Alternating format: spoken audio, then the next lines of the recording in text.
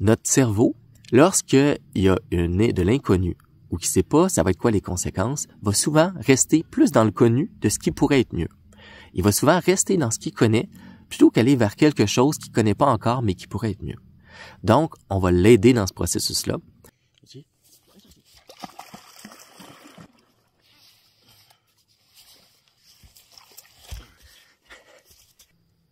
Salut! Aujourd'hui, je t'amène dans mon monde d'hypnologue. Il y a quelques jours, j'ai une cliente qui vient me voir, puis elle me nomme, après pas très longtemps dans la rencontre, qu'elle sent qu'elle n'a pas le droit d'exister, qu'elle n'a pas le droit de s'affirmer, de s'exprimer, qu'elle n'a pas le droit d'être heureuse, qu'elle ne se le permet pas. Et puis, je ne sais pas si ça arrive à d'autres personnes ici, mais je pense qu'on a tous un peu ces sensations-là que on s'empêche de faire des choses parce qu'on attend que quelqu'un nous donne la permission ou parce que on a l'impression qu'il manque quelque chose ou qu'on n'y a pas le droit ou qu'on le mérite pas. Alors que, objectivement, si on regarde de l'extérieur, il n'y a rien qui nous empêche. Il n'y a rien qui nous contraint à quelque chose, puis on pourrait le faire. Mais on est pris justement dans ces pensées-là, ces croyances-là, qu'on n'y a pas le droit. Puis souvent, c'est un ressenti, c'est comme quelque chose qui nous bloque. Je vous donne un exemple. Justement, j'ai mon pitou qui vient d'arriver.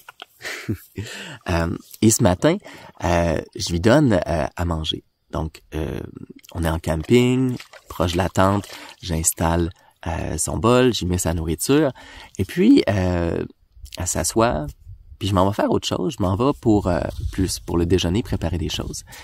Et puis je l'entends au loin qui est en train de couiner, qui est en train de gémir, qui est pas contente, il y a quelque chose qui fait pas son affaire.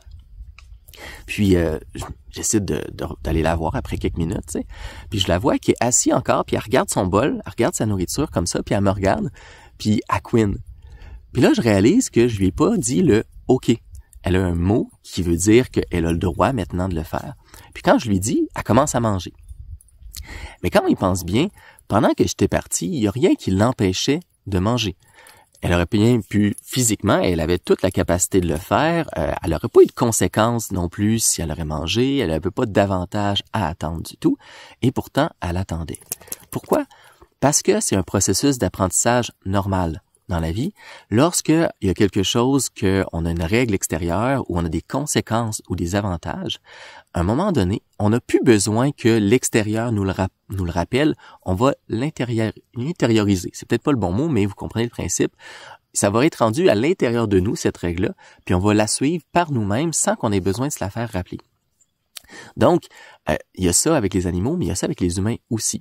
Dans notre expérience, lorsque, par exemple, il y a eu des conséquences à peut-être rire trop fort, à s'exprimer, à se vulnérabiliser, à dire quelque chose qui est important pour nous, à exprimer un besoin, à pleurer, ou peut-être justement, on a dit quelque chose puis les gens nous ont rejeté ou on a fait de la peine à quelqu'un ou tu sais peu importe. Si on a fait quelque chose puis il y a eu une conséquence.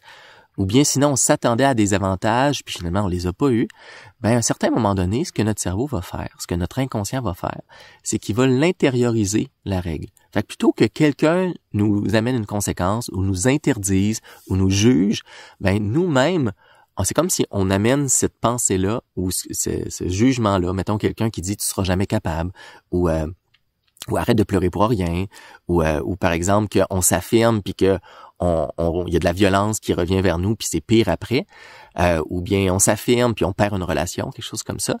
Donc c'est quelque chose de l'extérieur, mais à un certain moment donné dans notre vie, même assez rapidement, puis plus l'intensité de ce qu'on vit est élevée, on va venir l'intérioriser. Donc ça veut dire qu'on va poser une règle pour nous. Donc à partir de maintenant, il est dangereux de s'exprimer. Ou à partir de maintenant, il y a plus de conséquences à s'affirmer ou à être moi-même qu'à faire comme les autres. Donc, c'est une espèce de règle qu'on établit à l'intérieur, puis on va la suivre. Puis au début, il y a des bonnes chances que ça a été utile ou que c'est utile dans les débuts, mais à un moment donné, ça vient nous nuire. C'est comme si ça se met pas à jour. Donc, dans PNL puis en hypnose, notre spécialité, notre expertise, c'est de venir reprogrammer ou de mettre à jour, en fait, ce qu'on a appris pour que ça soit actuel puis que ça soit au service de qu'est-ce qu'on vit présentement puis qu'on soit bien là-dedans, qu'on puisse se réaliser. Donc, il y a une procédure, il y a une technique, il y a une stratégie pour pouvoir changer des croyances ou des pensées ou des règles qu'on s'est établies. Puis, si ça vous va, je vais vous le partager aujourd'hui parce que peut-être que ça peut vous être utile. C'est le genre d'affaires que j'aurais aimé savoir il y a 10 ans, il y a 20 ans, quand j'étais adolescent, quand j'étais jeune adulte, parce que ça m'aurait permis d'avoir beaucoup plus de liberté, puis de me permettre des choses qui, en fait, rien ne m'en empêchait. Ça m'aurait permis justement un cadre où j'aurais pu mieux m'exprimer, prendre des opportunités, être moi-même. Donc, lorsqu'on comprend comment se libérer de règles et de croyances qui nous limitent, ben ça nous permet justement d'être plus nous-mêmes, puis d'être mieux dans notre vie, puis de construire la vie qu'on aime. Fait, en tout cas, tout ça pour vous dire que il y a une technique, puis je vais vous partager les étapes justement. Donc la première étape, c'est d'en prendre conscience, de réaliser que on a cette sensation-là qu'on n'a pas le droit ou qu'on se permet pas, ou qu'on attend la permission de quelqu'un d'autre par rapport à quelque chose. C'est de réaliser que il y a quelque chose qui me bloque et c'est dans le cadre de c'est comme si j'ai pas le droit ou je le mérite pas. La deuxième étape, ça va être de faire évoluer la pensée. Ça va être de venir déconstruire cette règle-là, dans le fond, de l'affaiblir. Comment on va faire? C'est par du questionnement hypnotique ou du questionnement en PNL. Donc, c'est-à-dire, premièrement, est-ce que c'est vrai que j'ai pas le droit? Ou qu'est-ce qui m'en empêche aujourd'hui? Et quand on prend le temps de se poser la question, ça se peut que la réponse soit non.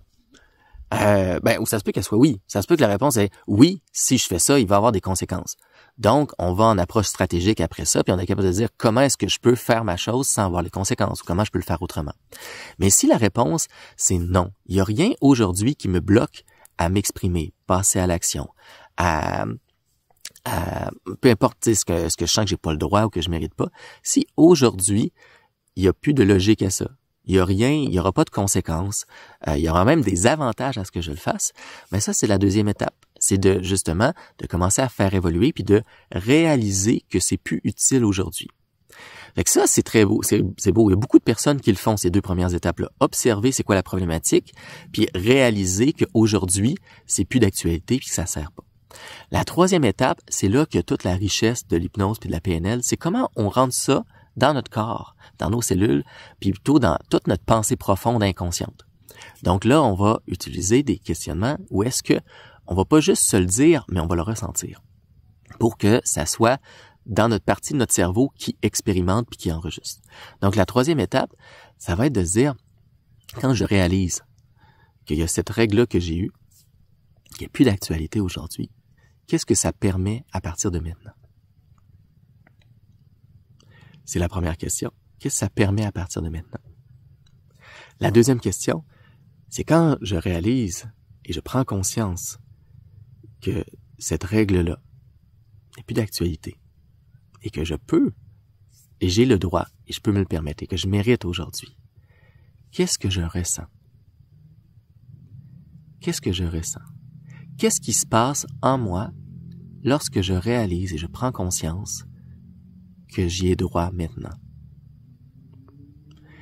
Et à ce moment-là, vous allez sentir qu'il y a des choses qui bougent à l'intérieur. C'est un peu abstrait, mais vous allez voir que même c'est très concret parce qu'en fait, on est en train de faire reprogrammer notre cerveau. On est en train de réaligner les choses, puis ça a un impact. Tu sais, notre cerveau gère notre corps aussi.